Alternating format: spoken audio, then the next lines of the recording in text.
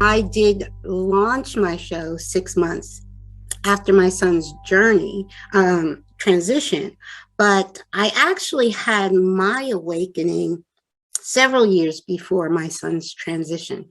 His transition was the catalyst to have me live. You were speaking about oneness. And for me, it was one sentence in the fall of 2007 that gave me my awakening. And it was all about understanding oneness, not understanding it from the head, but a heart and soul, knowing.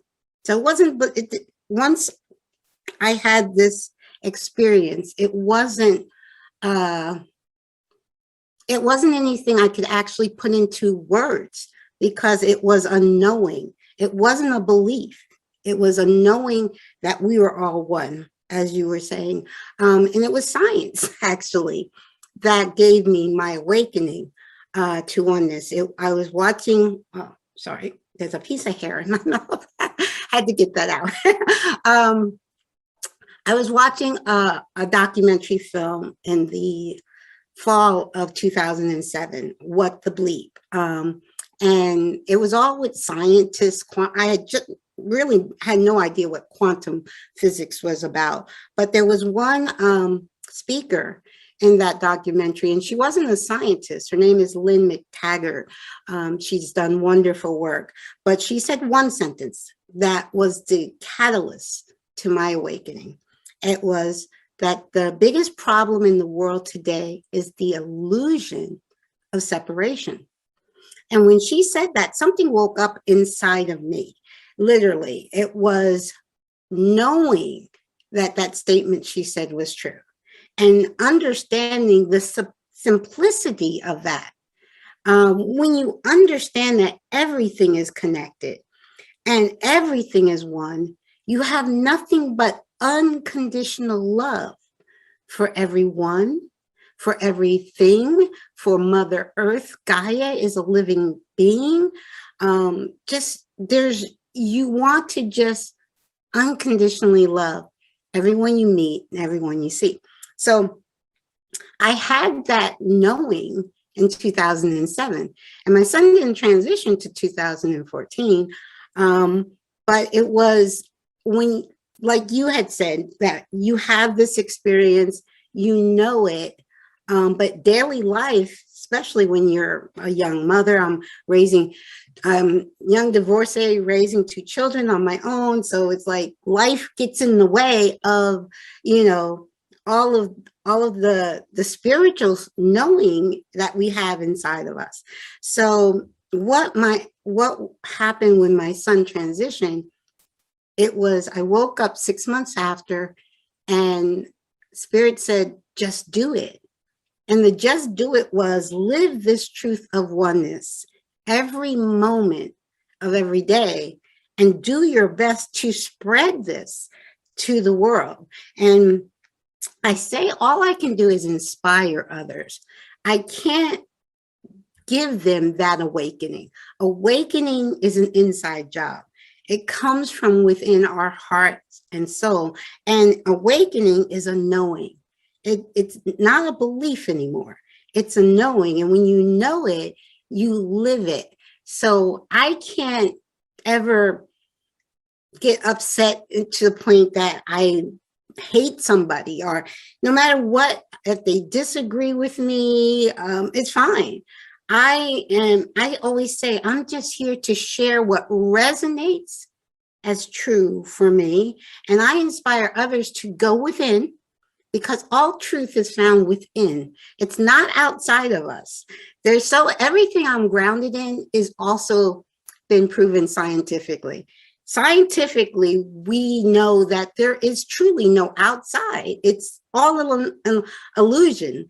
If you put anything under a high-powered microscope, this was another awakening moment I had in 7th grade. I was studying atoms in 7th grade science, and the science teacher said, nothing is truly solid.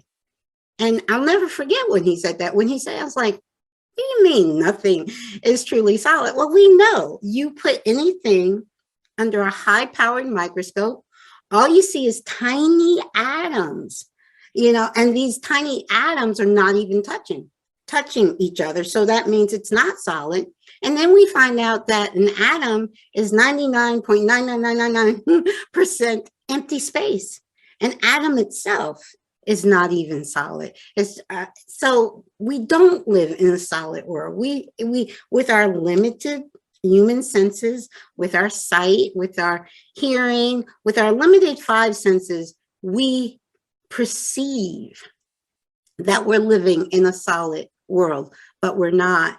We're in what I call the 3D matrix, which is an illusion. But the good thing, it's an illusion, it's a dream of our own creation, our higher selves, which is not separate from us. We chose, when we were all in spirit, we are all sovereign, divine beings of light. We're infinite.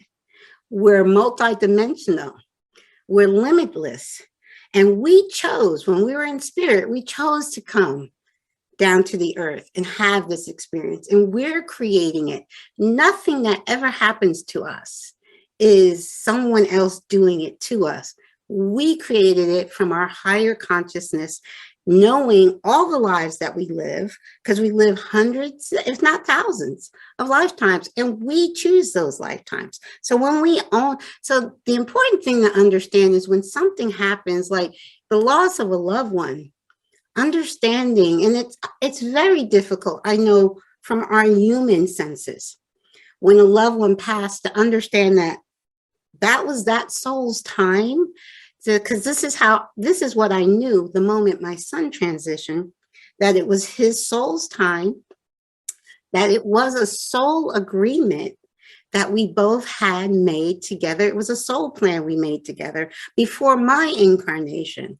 And his work was done. That's why it was time for him to go. And it was, still time for me to stay.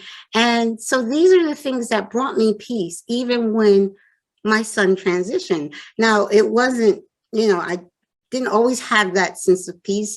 There was things that had brought me to that understanding, things that had happened years earlier.